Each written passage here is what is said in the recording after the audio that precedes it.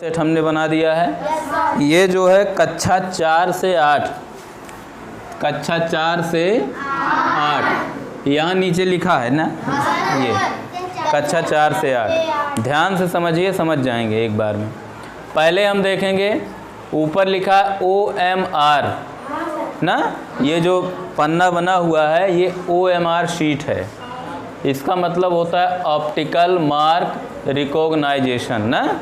इसका मतलब ये हुआ कि ये शीट जो है ब्लैक पेन से भरी जाती है। कैसे? Black pen. वो जेल नहीं होनी चाहिए, राड होना चाहिए। राड पेन जानते हैं ना, राड पेन होना चाहिए, ताकि जब हम इस पर रंगें, देखिए ये जो गोला है जैसे हमारे सतवें में दूसरा सही है, B सही है, हम इसको पूरा रंगेंगे, पूरा का मतलब एकदम पूरा, तो ये चमकने लगेगा, ठीक है ना।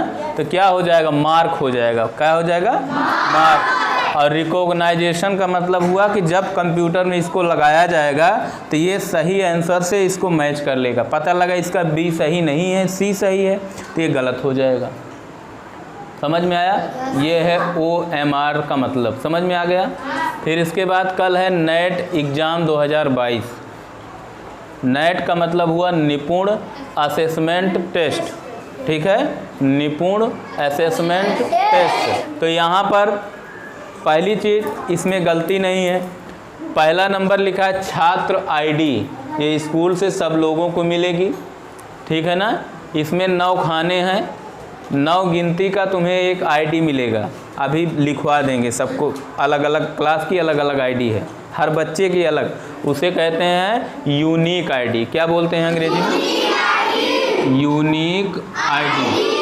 Unique ID। यूनिक का मतलब अकेला, जो किसी का ना हो, ठीक है ना, एकदम सबसे अलग हो, तो ये यूनिक ID है तुम्हारी, ठीक। यूनिक ID के नंबर इसमें भरने होंगे, हर खाने में एक। जैसे हमारा यूनिक नंबर है 3 6 9 7 5 0 3 2 0, ये है हमारा। तो हमने हर खाने में बिना गलती किए सब में भर दिया ना। यूनिक ID क्लियर, समझ में आ गया। तुम्हें जो मिलेगा तुम्हारे बेंच के सामने चपका भी रहेगा, यूनिक ID नंबर, उसको तुम्हें भरना है। पहला नंबर समझ में आया। सेकंड नंबर छात्र का नाम, छात्र तुम लोग अपना नाम। मान लो मेरा नाम है अमरनाथ, मैंने भर दिया यहाँ अमरनाथ। हम ये ध्यान देंगे कि बॉक्स में ना ऊपर टच करे ना नीचे टच करे, बीचों बीच रहना चाहिए। समझ में आया? तभी मशीन पकड़ेगी, नहीं अमरनाथ को टचे नहीं करेगी, भूल जाएगी कि अमरनाथ भी कोई है।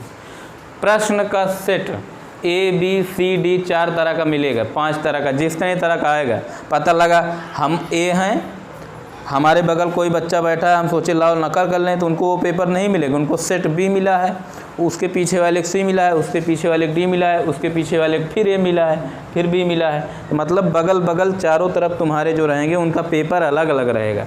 तो सबके पेपर में लिखा रहेगा कि कौन सा सेट है, बड़ा सा लिखा रहेगा, A है कि B है कि C है कि D है। तो वो हमें यहाँ लिखना है। मान लो हमें मिला B तो हमने डाल दिया B, समझ में आया?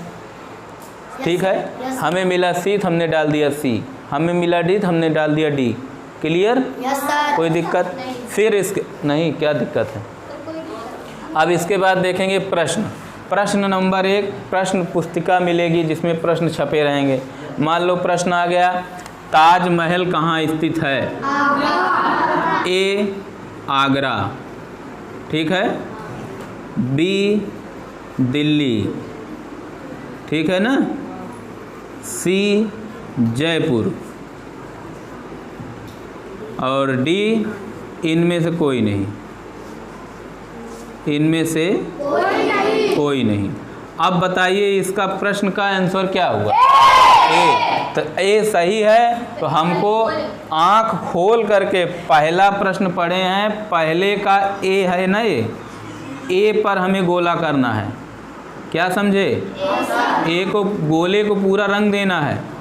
अगर हम ऐसे कर देंगे गलत माना जाएगा, ऐसे करेंगे गलत माना जाएगा। हमें पूरा पूरा गोले को रंगना है। समझ में आया?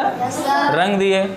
अब इसके बाद अब एक गलती करते हैं, जैसे मान लो बाई चांस हम गए, अच्छा ए है हमने ये नहीं देखा पहले के है दूसरे के, हम दूसरे में जो है ये रंगना शुरू कर दिया तो गलत हो जाएगा। फिर अगर एक बार हमने यहाँ पेन को छुआ दिया, ऐसे कर दिया, अब अगर हम लाख इसको रंगे तो हमारा ये प्रश्न का आंसर पूरा गलत माना जाएगा। इसलिए 4 में से किसी एक गोले को ही टच करना है और जिसे टच करेंगे उसी को रंगना है। समझ में आया? अगर हमने गलती की तो हमारा पूरा ये उत्तर नहीं जोड़ा जाएगा। पता लगा हमारे ध्यान में आया, अच्छा दिल्ली में है ताजमहल, हमने बी को रंगा, पहले ऐसे ही रंग रहे थे तब भरे दिमाग, अरे यार ये तो आगरा में था, तो अब सोच रहे हैं लाओ ये भी रंग दें।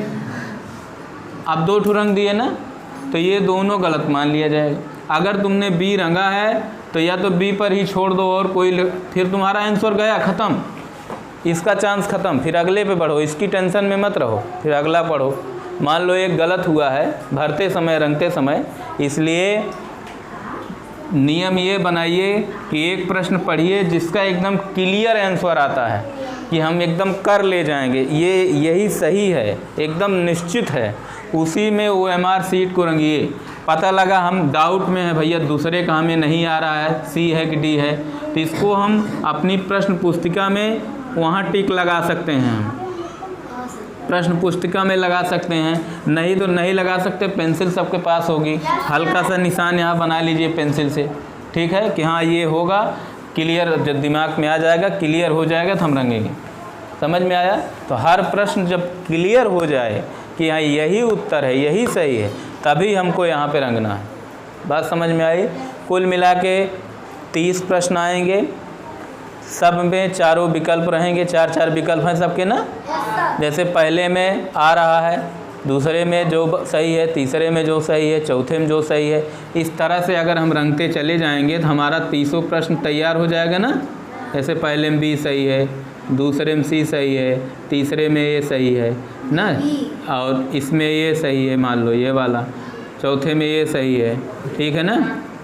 इस तरह से हम रंगते चले जाएंगे, समझ रहे हैं? मान लो इसमें ये वाला सही है, अगर इस तरह से हम रंगते चले जाएंगे तो एक समय आएगा तो 30 के 30 प्रश्न रंग उठेंगे ना, और एकदम बढ़िया से तैयार हो गई, कोई कटिंग को कोई ओवर राइटिंग नहीं हुई इसमें, और जब नहीं हुई तो हमारा ये एकदम क्लियर OMR है, जमा हो जाएगी, स्कैन हो जाएगा, नंबर चढ़ के चला आएगा। और जिसने इसमें कट पिट कर दिया, इधर उधर कर दिया, फिर काम गड़बड़ हो जाएगा।